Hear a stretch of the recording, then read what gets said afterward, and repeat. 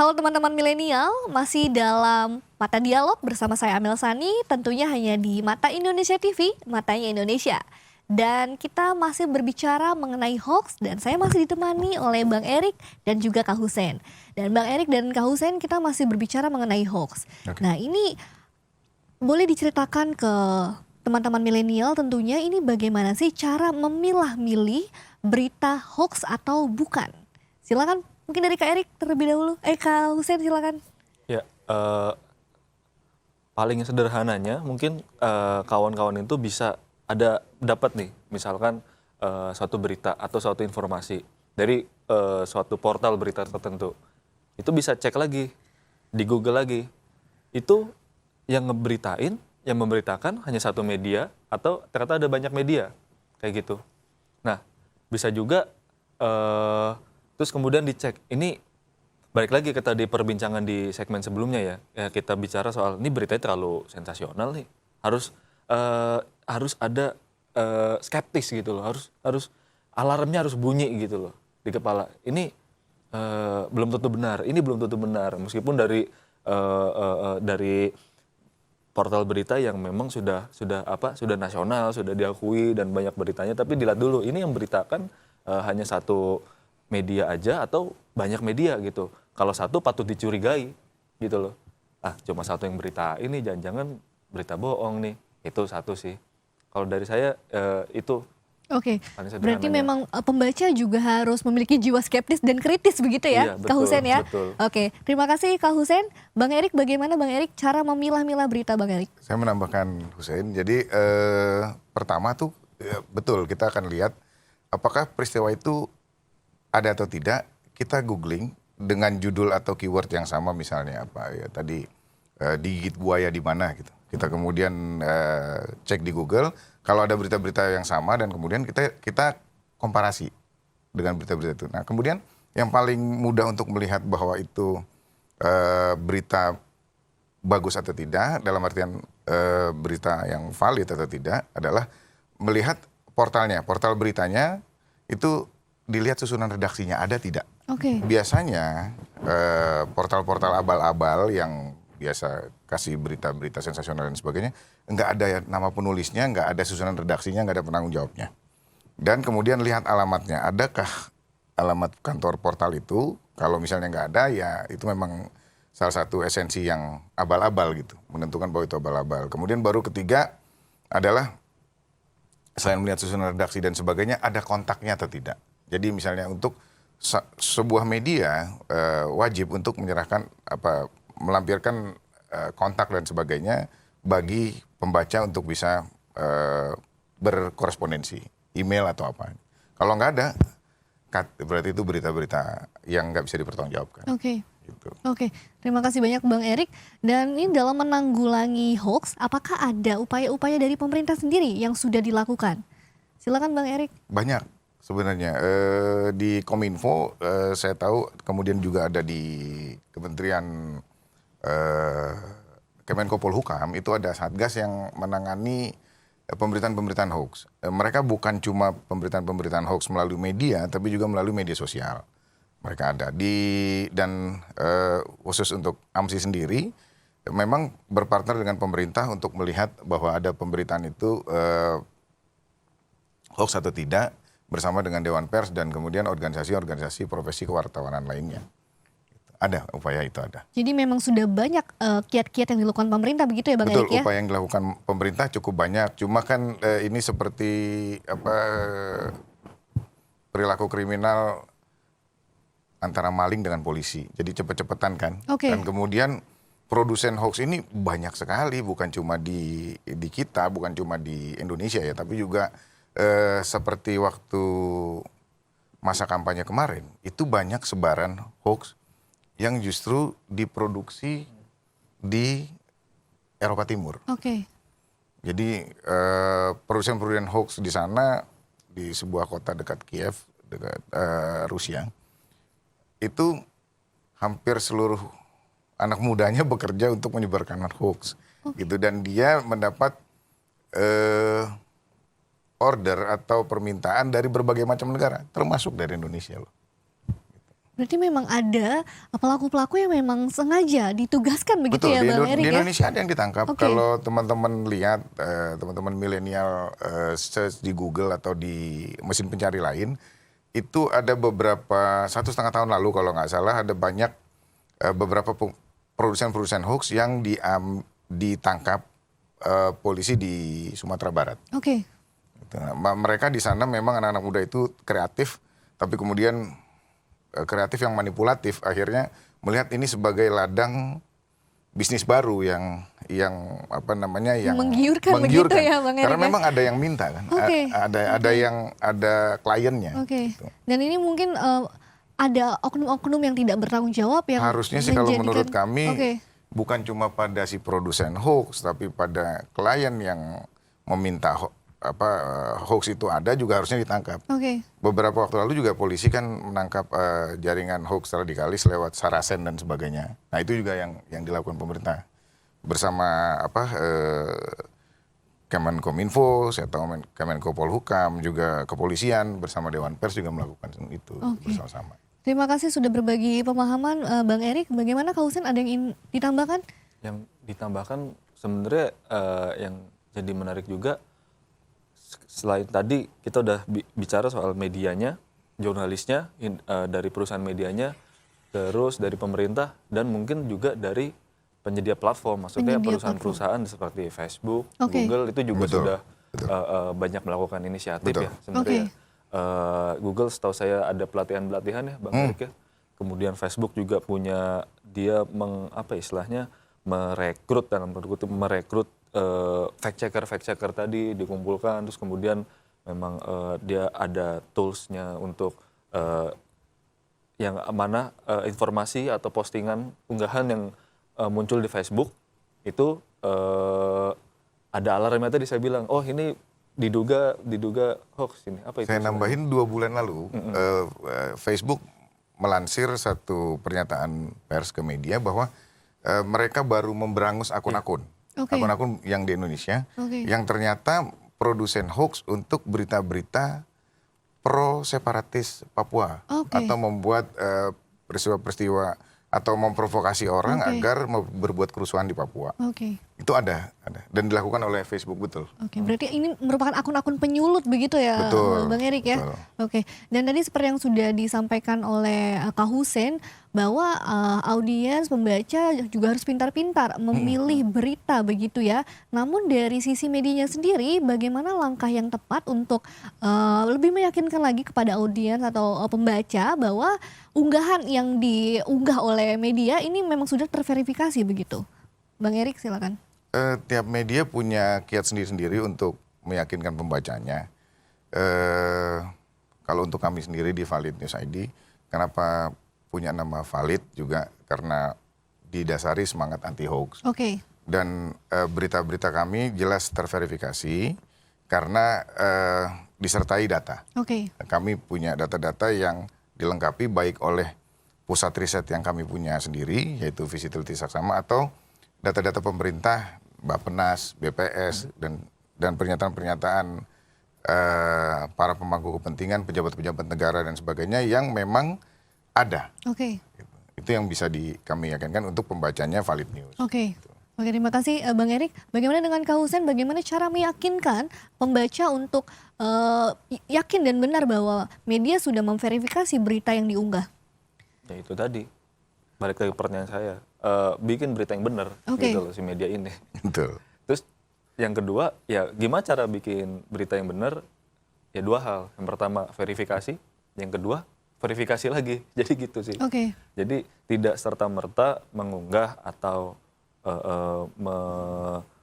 menyajikan berita sekedarnya gitu loh, tanpa ada verifikasi gitu. Nah ini balik tadi benar kata Bang Erik, ada prosedurnya gitu kan sebenarnya di ruang redaksi itu ada prosedurnya dari gimana sih berita itu tersaji sampai kita bisa lihat lewat di sosial medianya misalkan ya, sampai bisa kita lihat lewat handphone atau lewat perangkat-perangkat lainnya. Itu dari gimana sih jurnalisnya itu mencari berita, terus ada proses editing, ada proses editing bahasa bahkan di beberapa media. Nah itu sih kalau kode etik jurnalistik misalkan, bukan misalkan, itu dijalankan, Oke.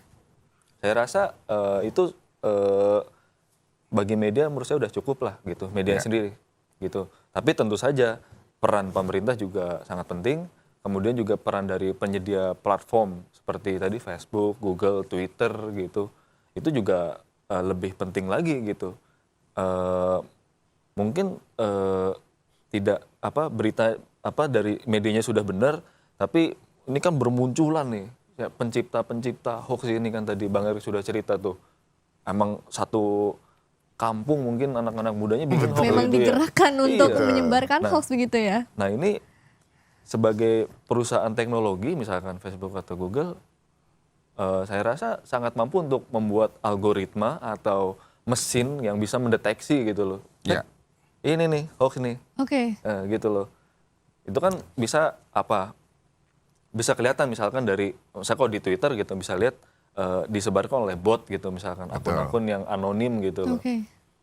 Nah, itu kan menurut saya sangat bisa untuk didorong untuk bisa mencapai seperti itu nih, penyedia platform gitu loh.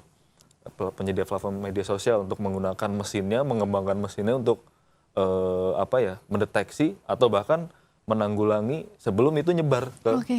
masyarakat. Sebenarnya gitu. Buat media sendiri ada sebenarnya mekanisme internal yang bisa dilihat. Jadi pertama adalah melalui jenjang rapat redaksi, kan sebelum berita. Jadi kalau kawan-kawan belum tahu proses bagaimana pembuatan berita, dari reporter di lapangan masuk itu berita kemudian ke editor, diedit, kemudian dicek dan sebagainya, editor atau redaktur, terus kemudian diedit lagi oleh editor bahasa agar bahasanya cocok atau tidak. Pertama cocok dengan medianya, yang kedua sesuai dengan kaidah bahasa atau tidak. Baru kemudian ada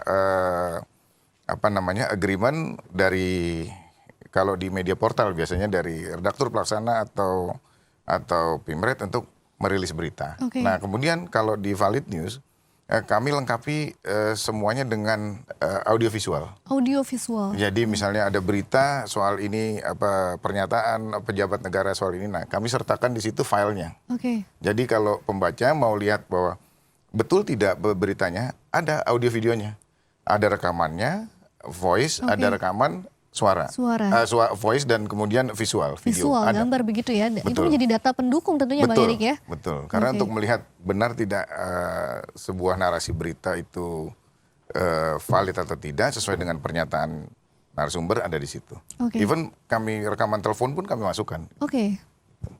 Baik, Bang Erik dan Kak Hussein, terjadinya timbulnya hoax ini pun merugikan, lagi-lagi merugikan media itu sendiri begitu ya. Apakah ada peristiwa nyata yang sangat pernah dialami oleh mungkin beberapa media terkait timbulnya hoax ini? Bagaimana Bang Bang Erik? Erik pengalamannya. Pengalaman ya? ini. Oke. Bisa diceritakan? Iya, Valid News punya pengalaman yang menyakitkan sebenarnya soal hoax. Jadi kami punya akun YouTube yang subscribernya sudah lumayan, persisnya saya lupa jumlahnya, itu di shutdown oleh pengelola YouTube. Oke. Kenapa di shutdown oleh pengelola YouTube? Ada akun lain menggunakan nama Valid News ID yang juga sama aktifnya. Oke. Jadi kalau kami seharinya 4 konten, dia bisa lebih dari 5 konten, 6 konten. Nah, algoritma di YouTube melihat bahwa aktivitas dari Valid News yang tanda kutip itu lebih aktif dari kami. Oke. Dan yang disebarkan adalah konten-konten radikal, provokatif, anti negara, terus kemudian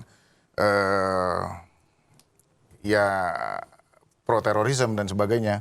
Terus kemudian kenapa produktivitasnya lebih tinggi? Karena kan ini tidak produksi sendiri, tapi dia ambil cuplikan-cuplikan dari macam-macam platform. Oke. Kemudian Terus digabungkan begitu ya Bang kemudian Erik ya? diedit. Oke. Nah, Valid News mendapat teguran dari YouTube pertama, waktu itu disebut bahwa kami ada keberatan pihak tertentu terhadap video yang kami tayangkan. Oke. Kami cek semua video kami original. Oke. Memang ada shoot dan sebagainya yang kami lakukan gitu kan. Nah kemudian kami bingung kok email ini berturut-turut, akhirnya sampai kami indahkan tuh sebenarnya gitu kan. Kami nggak merasa nyolong konten. Artinya atau email apa. yang didaftarkan email dari Valid News. Betul, ya kan? Oke, betul. oke. Nah, terus kemudian tiba-tiba di shutdown. Nah, kita kan appeal, maksudnya berusaha untuk protes dan sebagainya. Nah, itu butuh waktu lama Oke, berapa? untuk appeal dan sebagainya. Butuh waktu berapa Sekitar lama, 8 sampai Bang 1 Erik? tahun, 8 Oke. bulan sebenarnya. Jadi kami pikir, oke lah kalau gitu ya sudah. Yang penting kan konten kita nggak hilang. Konten kita di server kita masih ada. Oke. Kemudian terpaksa kita pakai baju baru. Jadi Oke. Valid News di YouTube under name-nya sekarang Visibility Saksama. Karena kita subscribe lagi ke YouTube, YouTube bilang nggak bisa Ya, bisa dipergunakan lagi karena begitu, Bang Erik. ada pihak-pihak tertentu yang menuntut Valid News untuk tutup Oke. karena mengambil akun-akun lain. Padahal Valid News yang mempublish semua konten-konten yang tidak baik dan kemudian juga provokatif maupun nyolong itu adalah bukan Valid News kami. Oke. Itu kami alami dan beberapa media sebenarnya mengalami ini juga. Termasuk teman-teman media nasional ada yang akun Facebooknya tutup sekitar sampai sekarang tutup kalau nggak salah. Adalah media nasional juga yang merasa dirugikan karena ada yang memalsukan. Oke. Sementara kalau di luar negeri sih ada sebuah media juga di Inggris sana, media besar yang kemudian tutup karena masyarakat tidak percaya lagi terhadap konten yang disajikan. Oke. Kontennya manipulatif, didapatkan juga tidak melalui jalur semestinya, yakni menyadap orang dan sebagainya. Kemudian ditambahi bumbu-bumbu sehingga output yang dikeluar adalah berita palsu.